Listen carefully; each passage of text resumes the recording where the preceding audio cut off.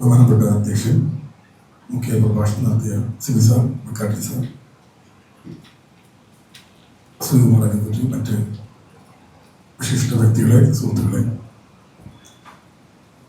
ഇത്രയും ശ്രീനിയേട്ടനുമായി വ്യക്തിബന്ധം പുലർത്തിയിട്ടുള്ള ഒരു സ്ഥാനിയായിട്ടുള്ള ആൾക്കാർ ഇവിടെ ഇരിക്കുമ്പോൾ അങ്ങനെ ഒരു വലിയ അനുസ്മരണത്തിനുള്ളൊരു സാധ്യതയില്ല. ഞാൻ ശ്രീനിയേട്ടനുമായിട്ട് പേഴ്സണലി കുറച്ച് അടുക്കുന്നത് പ്രേംലാൽ സംവിധാനം ചെയ്യുന്ന ശ്രീനിയേട്ടൻ നായകനായിട്ട് അഭിനയിച്ച ആത്മകഥയുടെ പ്രാരംഭ ചർച്ചകളും അതിൻ്റെ ലൊക്കേഷനിലും ഒക്കെ വെച്ചിട്ടാണ്. പിന്നീട് ധ്യാനമായിട്ടുള്ളൊരു സൗഹൃദമാണ് ശ്രീനിയേട്ടൻ്റെ കാര്യങ്ങളിലേക്ക് വീണ്ടും കുറച്ചും കൂടെയൊക്കെ അവരുടെ വീടുമായിട്ടൊക്കെ അടുക്കാൻ സാധിച്ചത്. ശ്രീനിയേട്ടൻ്റെ സിനിമകൾ വ്യക്തിപരമായി ഞാൻ നോക്കിക്കാണുമ്പോൾ അദ്ദേഹത്തിന് മുൻപും അദ്ദേഹത്തിന് പിൻപും അത്തരം ഒരു ശൈലി ഉണ്ടായിട്ടില്ല. ഇനി ശ്രീനിയേട്ടനില്ല, ആ ശൈലി ഇല്ല എന്നാണ്.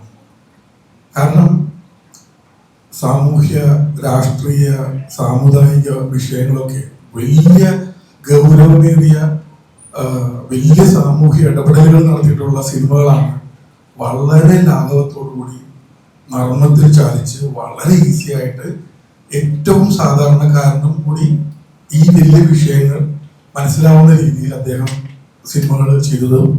ആ സിനിമകൾ മറ്റ് വലിയ വിഷയങ്ങൾ കൈകാര്യം ചെയ്തിട്ടുള്ള വലിയ സംവിധായകരോടുള്ള എല്ലാ ആദരവും വെച്ചിട്ട് തന്നെ പറയുകയാണ്, ശ്രീനിയേട്ടന്റെ സിനിമകൾ സമൂഹത്തിൽ ഉണ്ടാക്കിയിട്ടുള്ള മാറ്റം മലയാളത്തിലെ ഒരു സംവിധായകനും ഒരു എഴുത്തുകാരനും ഇത്രത്തോളം മാറ്റം ഉണ്ടാക്കാൻ സാധിച്ചിട്ടില്ല സാമൂഹ്യപരമായി വിശ്വസിക്കുന്ന ഒരാളാണ് ഞാൻ.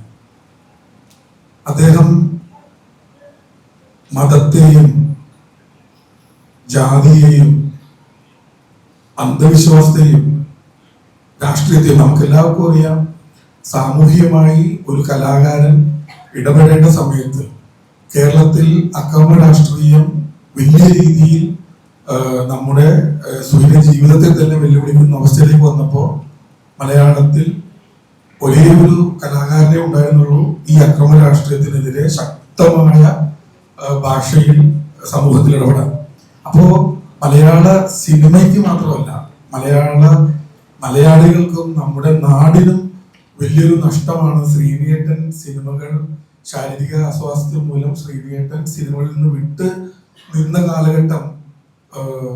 പല അന്ധവിശ്വാസങ്ങളും പല ജാതീയതയും പല സാമുദായിക പ്രശ്നങ്ങളും ഒക്കെ നമ്മുടെ സമൂഹത്തിൽ വളർന്നുകൊണ്ടിരിക്കുന്ന ഒരു കാലമാണ്. ഞാൻ അതിനെ അങ്ങനെ നോക്കിക്കാണാനാണ് ആഗ്രഹിക്കുന്നത്. ശ്രീനിയേട്ടൻ വളരെ ശക്തമായി ഉണ്ടായിരുന്നെങ്കിൽ വളരെ നർമ്മത്തിൽ നമുക്കൊക്കെ മനസ്സിലാവുന്ന രീതിയിൽ ശ്രീനിയേട്ടൻ നമ്മളോട് പറഞ്ഞാണ് ജാതി മതമൊന്നുമില്ല. അദ്ദേഹത്തിന്റെ വളരെ പ്രശസ്തമായ ഒരു ഇന്റർവ്യൂ നമ്മളെല്ലാവരും ശ്രദ്ധിച്ചിട്ടുണ്ടാവും. ഞാനതൊന്ന് പറയുകയാണ്. അതായത് അദ്ദേഹത്തിന്റെ കല്യാണവുമായി ബന്ധപ്പെട്ട് അദ്ദേഹത്തിന്റെ ഭാര്യയെ ചാർത്താനായിട്ട് ഒരു സ്വർണ്ണ മാല വേണം, സാരി വേണം, താലിമാല വേണം, സാരി വേണം. അപ്പോൾ ഒരു ക്രിസ്ത്യാനിയായ ഇന്നസെന്റ് ഏട്ടൻ കൊടുത്ത 200 രൂപയും അത് 400 രൂപയും ഒരു മുസൽമാനായ മമ്മൂട്ടി കൊടുത്ത 2000 രൂപയും വെച്ചിട്ടാണ് അദ്ദേഹം കല്യാണം നടത്തി. അപ്പോൾ ഒരു മുസൽമാൻ തന്ന പൈസ കൊണ്ട് വാങ്ങിച്ച താലി ആ ഹിന്ദു സ്ത്രീയുടെ കരുത്തിൽ ചേർത്തുകയാണ്. അദ്ദേഹം പറയാം, ഇത് എത്ര ലളിതമായിട്ടാണ് അദ്ദേഹം, എന്ത് ജാതി എന്ത് മതം എന്ന് അദ്ദേഹം പറഞ്ഞു വെച്ചത് എത്ര ലളിതമായിട്ടാണ്. അപ്പോ ഇത്തരം തനിമ പോലെയുള്ള കലാ സാഹിത്യം സംഘടിപ്പിക്കുന്ന ശ്രീനിയേട്ടനെ പോലെയുള്ള ഒരാളെ അനുസ്മരിക്കാൻ നിങ്ങൾ തയ്യാറായതിനെയും ഞാൻ അനുമോദിക്കുകയാണ്. കാരണം നമ്മുടെ നാട്ടിൽ ഉയർന്നുകൊണ്ടിരിക്കുന്ന ജാതീയത, വർഗീയത ഇതിനെയൊക്കെ ചെറുക്കാൻ നമ്മളെ പഠിപ്പിച്ച ഒരു കലാകാരൻ കൂടിയാണ് അദ്ദേഹം. ഈ അനുസ്മരണത്തിന് ഞാൻ അതുകൂടി അനുസ്മരിച്ചുകൊണ്ട് ആ വലിയ കലാകാരന്റെ വേർപാടിൽ ആദരാഞ്ജലി അർപ്പിച്ചു നിർത്തുന്നു. നമസ്കാരം. ഹോം അപ്ലയൻസ് വാങ്ങാൻ ഒരിടത്ത്, ക്രോക്കറി വാങ്ങാൻ വേറൊരിടത്ത്, ഗാഡ്ജറ്റ്സ് വാങ്ങാൻ വേറെ എവിടെയോ ഒരിടത്ത്. അതെ, എന്തിനെങ്ങനെ പലയിടത്ത് ഓടണം? മൈജി ഫ്യൂച്ചർ ഉണ്ടല്ലോ. മൊബൈൽ ഫോൺ മുതൽ ഹോം അപ്ലയൻസസ് വരെ എല്ലാം ഒരിടത്ത്, ഏറ്റവും കുറഞ്ഞ EMI. അങ്ങനെയാണെങ്കിൽ ഏറ്റവും കുറഞ്ഞ വില. ആഹാ, എന്നാ ഏറ്റവും കൂടുതൽ ഓഫറുകൾ. MyG future, experience the next. മൈജിയാണ് ഫ്യൂച്ചർ.